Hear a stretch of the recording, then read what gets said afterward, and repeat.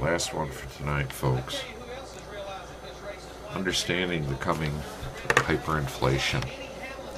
Most U.S. Treasury issuance of recent years through 2007 has been purchased by investors outside the United States. Not only have these investors been taking a hit in terms of the value of the U.S. dollar, but also they face meaningful devaluation risk in the near future. As issuance has increased along with rising hesitancy in holding U.S. Treasuries post-crisis, the portion of new issuance covered by foreign investors has started to drop off sharply. Even with the government spending, debt, and obligations running far beyond the ability of the government to cover with taxes or the political willingness of the government to cut entitlement spending, the inevitable inflationary collapse based solely on these funding needs possibly could have been pushed well into the next decade. Yet the printing presses already are running, and the Fed is working actively to debase the U.S. dollar.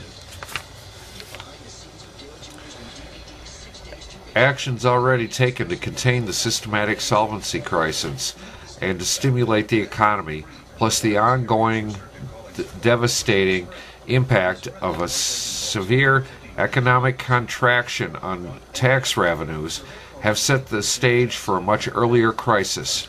Risks are high for the hyperinflation beginning to break in the year ahead, 2010. It likely cannot be avoided beyond 2014. Lack of physical cash. The United States, in a hyperinflation, would experience a quick disappearance of cash as we know it. A barter system is the most likely circumstance to evolve for regular commerce. Such would make much of the current electronic commerce systems useless and add to what would become an ongoing economic implosion. It also could take a number of months to become reasonably functionable. I don't know about you folks, but I do know of barter communities already poking up, and many of us are very active in it.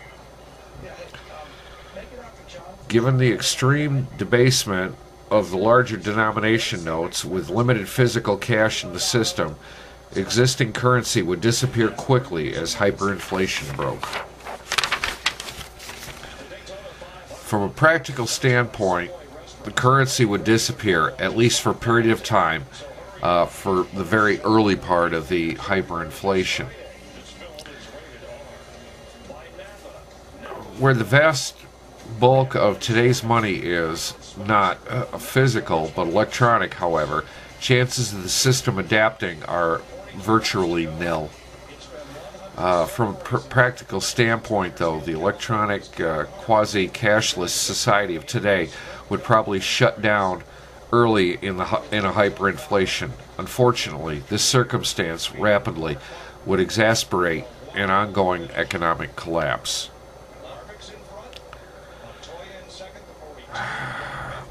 There's some common sense preparations which anybody in their right mind at least a year ago started.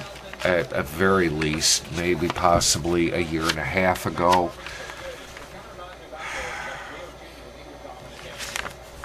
It's coming, folks. Sorry this was so long, but I just had to share this with you. It's just another viewpoint of what we all already know. Coming from, well, from what I find a very unexpected source.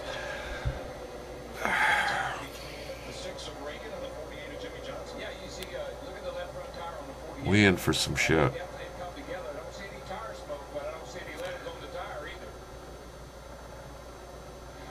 As Mrs. Doubtfire said, her form of foreplay was, brace yourself, Effie.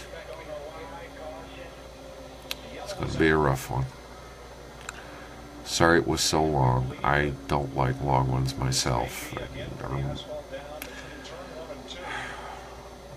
But I felt it was important. Peace out.